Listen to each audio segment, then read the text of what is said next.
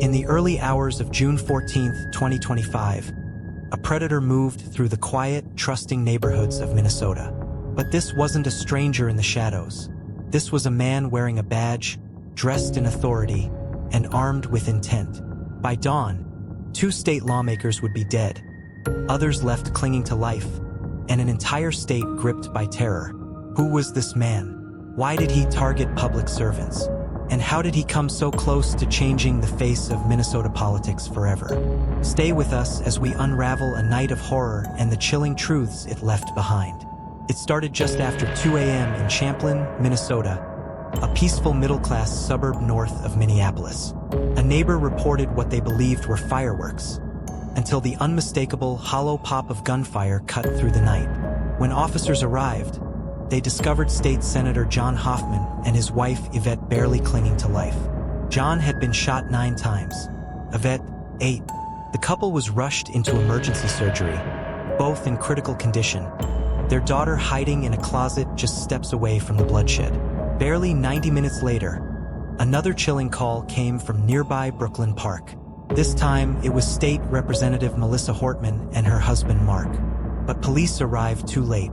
Both were found dead inside their home, victims of calculated execution. The horror had escalated, and now it was clear. This was no random spree. It was a targeted assault. What made this killer even more terrifying was how he gained access to these homes. Witnesses described a man in full police uniform, badge, tactical vest, utility belt. But most chilling of all was the hyper-realistic latex mask he wore, resembling a nondescript middle-aged officer. His SUV was outfitted with emergency lights, a scanner, and police decals convincing enough to pass at a glance. Residents were warned not to open their doors, even to uniformed officers unless they confirmed their identity. It was a level of panic the state had never experienced, where even the trusted image of a police officer at your door became a possible death sentence. By sunrise, Minnesota authorities launched the largest manhunt in state history. SWAT teams, helicopters, K-9 units, and federal agents swarmed suburban neighborhoods, rural woods, and desolate farmland, desperately searching for the impersonator. Emergency alerts flooded cell phones statewide. News anchors warned families to stay inside, double-lock doors, and avoid answering the door for anyone without verified ID. Even public officials went into lockdown. The man had vanished into the night, and it seemed he was prepared, equipped, and methodical. Governor Tim Walz addressed the public in a somber press conference, calling the attacks an act of domestic terrorism aimed squarely at democratic institutions and public servants. The man responsible was 57-year-old Vance Luther Boelter, a figure few knew personally but many remembered in passing. A self-proclaimed security contractor, Boelter operated a private company called Praetorian Guard Security Services. In reality, it was little more than a name, a website, and a few surplus uniforms. He had no formal law enforcement or military background, but maintained a strange fascination with authority. Neighbors described him as intense, deeply religious, and increasingly paranoid in recent years. He was known to oppose abortion rights, LGBTQ protections, and mainstream government figures, often ranting online about protecting America from tyrants. After a 2-day manhunt, Boelter was found hiding in dense woods near his rural property in Sibley County. He surrendered quietly, unarmed, but left behind a vehicle filled with weapons, tactical gear, and a manifesto. When officers searched his SUV, they made a chilling discovery: a detailed manifesto outlining his warped worldview. Inside it were nearly 70 names, each one a prominent political figure, abortion rights advocate, or government official. Among them were Governor Tim Walz, Senator Amy Klobuchar, Congresswoman Ilhan Omar, and even leaders of local activist groups.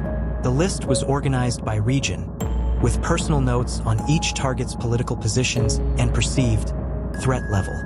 Alongside the manifesto were maps, protest schedules, a collection of police badges, tactical equipment, and a cache of firearms. The killer had planned not one attack, but a sustained campaign of violence. For the families of Melissa Hortman and Mark, and the wounded Hoffmans, life was forever changed. Melissa Hortman, a respected advocate for clean energy, education reform, and reproductive rights, was beloved in Minnesota's political circles. Her husband, Mark, was a devoted community volunteer known for his work with underprivileged youth. John and Yvette Hoffman's recovery has been slow and painful. Their daughter, traumatized by the night's events, remains under close care. Vigils sprung up across the state, with thousands gathering by candlelight to honor those lost and show unity against violence. The attack sent shockwaves far beyond Minnesota. State capitals across the country ramped up security measures for public officials. Protests both for and against increased lawmaker protection flooded the streets. National leaders condemned the violence, while some political commentators warned of a rising tide of extremist radicalization.